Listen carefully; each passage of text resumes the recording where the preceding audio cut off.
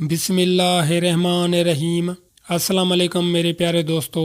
ابن عربی کہتے ہیں کہ حجاج بن یوسف کے عہد سلطنت میں قبیلہ بنی حنفیہ میں حجدر بن مالک نامی ایک بڑا ڈاکو تھا۔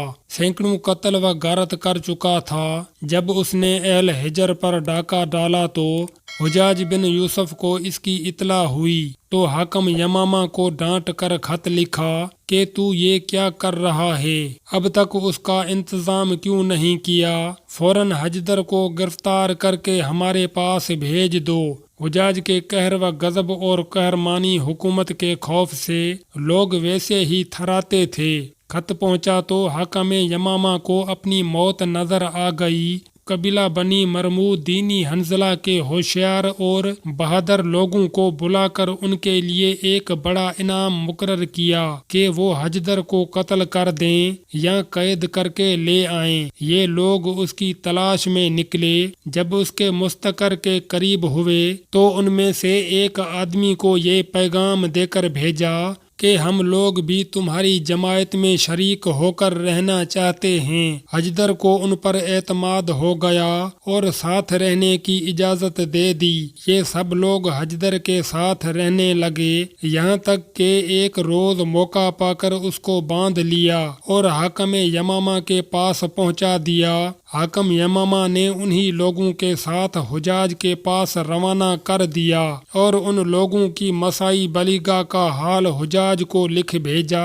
حجدر جب حجاج کے سامنے پیش ہوتا ہے اور اس کو یہ بھی معلوم ہوا کہ حجاج بن یوسف وہ خون خوار انسان ہے کہ 1,20,000 انسانوں کو باندھ کر قتل کر چکا ہے، مگر اس کی جرات دیکھیے کہ جب حجاج نے اس سے پوچھا کہ تجھے اس رہزنی اور ڈاکہ ڈالنے میں کس چیز نے آمادہ کیا تو کہا 3 چیزوں نے، ایک اپنے دل کی جرات و شجاعت، دوسری بادشاہ کا ظلم، تیسری زمانے کی حوادث۔ حجاج نے کہا تجھ سے وہ کیا بات سرزد ہوئی ہے جس کی وجہ سے تیری جرات بڑھی اور سلطان نے تجھ پر ظلم کیا اور زمانے کے حوادث تجھ پر ٹوٹ پڑے؟ حجدر نے کہا کہ امیر مجھے آزمائیں تو مجھے بہترین سیاسی شہ سوار اور اپنی رعیت میں سب سے زیادہ خیر خواہ پائیں گے، اور یہ اس لیے کہ جب کبھی کسی سے میرا مقابلہ ہوا ہے تو میں نے اپنے آپ کو اس پر غالب پایا ہے۔ حجاج نے کہا اچھا، ہم تمہیں آزماتے ہیں، اور آزمائش یہ ہے کہ تمہیں ایک میدان میں چھوڑتے ہیں جس میں ایک شیر ہوگا، اگر اس نے تجھے قتل کر دیا تو ہم تیرے قتل کی فکر سے بچے، اور اگر تو نے اسے قتل کر دیا تو ہم تجھے آزاد کر دیں گے۔ حجدر نے نہایت خوشی سے اس کو قبول کیا اور کہنے لگا کہ یہ تو میری عین آرزو ہے، ضرور ایسا کیجئے۔ حجاج نے کہا صرف یہی نہیں کہ شیر کے مقابلے میں تجھے آزاد چھوڑ دیں، بلکہ صورت یہ ہوگی کہ تیرے پاؤں میں بھاری بھاری بیڑیاں ہوں گی اور داہنا ہاتھ گردن میں باندھ دیا جائے گا، صرف بایاں ہاتھ کھلا رہے گا، اس میں تلوار دی جائے گی۔ حجدر نے اس کو بھی قبول کیا۔ حجاج نے شیر کے آنے تک حجدر کو جیل خانہ میں قید کر دیا اور اپنے ماتحت حاکم کو حکم دیا کہ ایک شیر کہیں سے گرفتار کر کے لایا جائے۔ حاکم نے فوراً ایک ببر شیر مہیا کر دیا۔